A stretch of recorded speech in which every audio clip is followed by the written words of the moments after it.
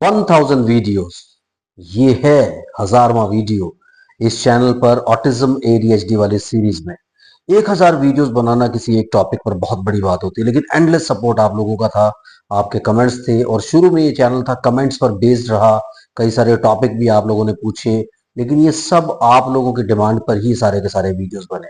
और अगर आप इतना बड़ा सपोर्ट ना करते तो बहुत मुश्किल हो जाना था। 100 वीडियोस बनने के बाद मुझे लगा कि यार बहुत कुछ कर लिया, फिर 200 हो गए। 200 बनने के बाद मुझे लगा कि यार यहाँ तक मुझे लगता है कि ये बहुत ज्यादा वीडियोस हो जाएंगे, अभी कौन कौन से टॉपिक्स को कवर करें। टॉपिक समझ में नहीं आता था, आप कोई ना कोई टॉपिक लेके आ जाते थे और ग्रेजुअली बनते बनते बनते बनते ये अब 1000 वीडियोस कवर कर लिए हम लोगों ने, 1000 वीडियोस बना लिए और वो सिर्फ आप लोगों के कमेंट से पॉसिबल हुआ है।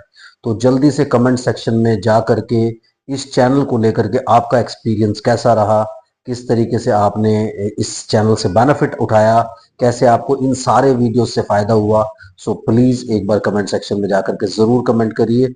और एक बार फिर आप लोगों का बहुत बहुत शुक्रिया कि 1000 वीडियोस ये एक बहुत बड़ी बात होती है। इस वीडियो में बात करते हैं वर्चुअल ऑटिज्म के बारे में, जिसके बारे में अक्सर बहुत सारी चीजें डिस्कस होती है। सो वर्चुअल ऑटिज्म एक ऐसा सब्जेक्ट है जिसमें अभी भी कई सारे कॉन्ट्राडिक्शंस हैं, कई सारे लोग बिलीव करते हैं, कई सारे लोग बिलीव नहीं करते हैं। मुझे नहीं पता कि आप कितना इसमें आगे जाना चाहते हैं, कितना बिलीव करते हैं, क्योंकि virtual autism is something which is not real. यानी वर्चुअल वर्ल्ड से बच्चा कनेक्टेड रहता है। और जब आप इसको कंबाइन करते हैं तो दो तरीके से ले सकते हैं कि एक तो यार ये वर्चुअल है, इट इज नॉट रियल। सो बड़ा ज्यादा आप लोग परेशान रहते हो, क्योंकि बच्चा जो है ये नॉर्मली वर्चुअल ऑटिज्म आता है स्क्रीन से। जब आप अपना बच्चा बिल्कुल आपका बच्चा नॉर्मल डेवलप कर रहा होता है, उसके बाद सडनली 1.5 साल 2 साल की एज में जाकर के वो रिग्रेस कर देता है और आप लोग बहुत ज्यादा परेशान हो जाते हो। जब आप बहुत ज्यादा परेशान हो जाते हो फिर आप असेसमेंट शुरू करते हो, फिर आपको तरह तरह की टर्म सुनने को मिलती हैं, virtual autism, mild autism, moderate autism, severe autism, classical autism.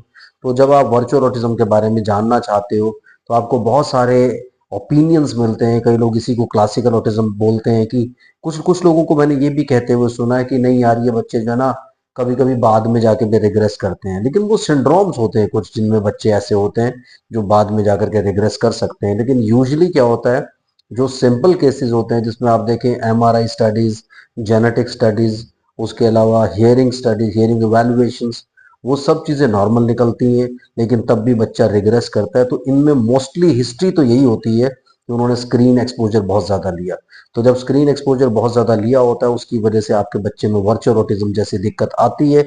लेकिन सब लोग इसे नहीं मानते, स्पेशली मैं तो नहीं मानता हूँ, क्योंकि यूजुअली मैं वर्चुअल ऑटिज्म के जो केसेस 2 साल 1.5 साल 2.5 साल इस एज ग्रुप में होते हैं उनको मैं टेम्परेरी शिफ्ट ऑफ अटेंशन का केस मानता हूँ, कि टेम्परेरी शिफ्ट आया और उसे परमानेंट बनने से रोका जा सकता है।